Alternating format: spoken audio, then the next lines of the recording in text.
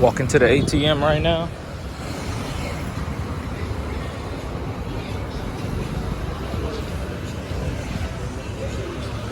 Overseas, couple G's and expenses. Gotta get it, I've been different since the entrance. What's good with y'all, man? It's your boy, Ja, man. Travelversity. Listen, man. So today, I'm going to give y'all my top 5 apps to use while traveling. Now, some of these apps are going to be for different countries, so I'm going to explain what country they work for and what country, you can use them in. Because, different countries got different apps. But I'm just saying, like, I'm going to tell you my top 5 quality apps that I like the most since I've been traveling. And if you're going to any of these countries that these apps belong to, you have to make sure that you got them downloaded, okay? So they're going to be apps from all over the place, but I'm just saying the best ones I've used. And there's going to be a couple that you can use for any country and that are really important for traveling. So we're going to get into that, man. We out. So coming in at number 5, we have Rappi. Rappi is an app from Colombia. Using Colombia, you can use it in Brazil too. You can use Rappi in Brazil and in Colombia. I mostly used it in Colombia.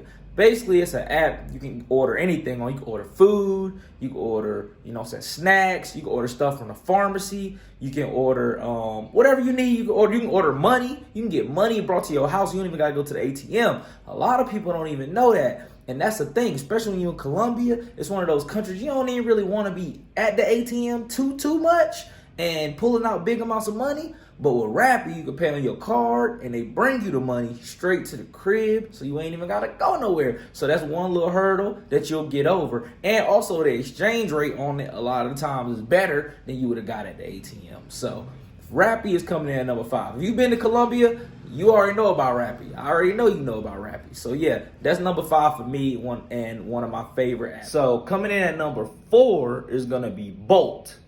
So Bolt is a ride app, kind of like Uber, that you can use. It works. I know it works in a lot of the African countries, and it works in Thailand. And I definitely was using it a lot in Thailand, and I know it works in a few other places too.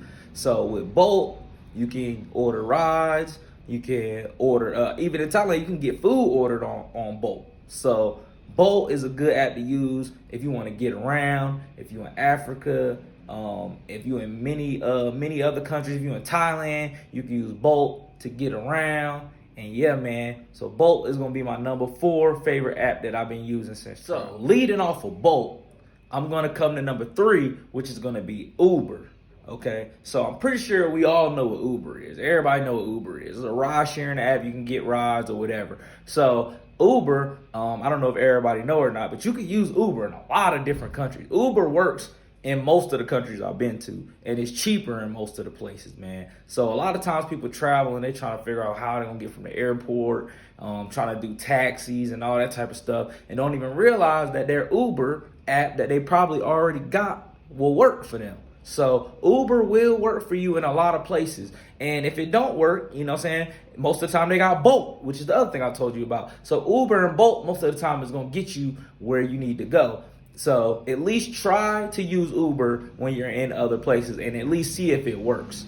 So you don't got to try to grab a taxi off the street or anything like that. So Uber is going to be number 3. All right, so we're going into the top 2 now. My top 2 favorite apps that I've used since I've been traveling. So number 2, I'm going to have to go with Skyscanner, okay? So Skyscanner is an app that you can use to book flights. You can get cheaper flights. It's basically a third-party app where you can get flights for cheaper. You can get deals on flights.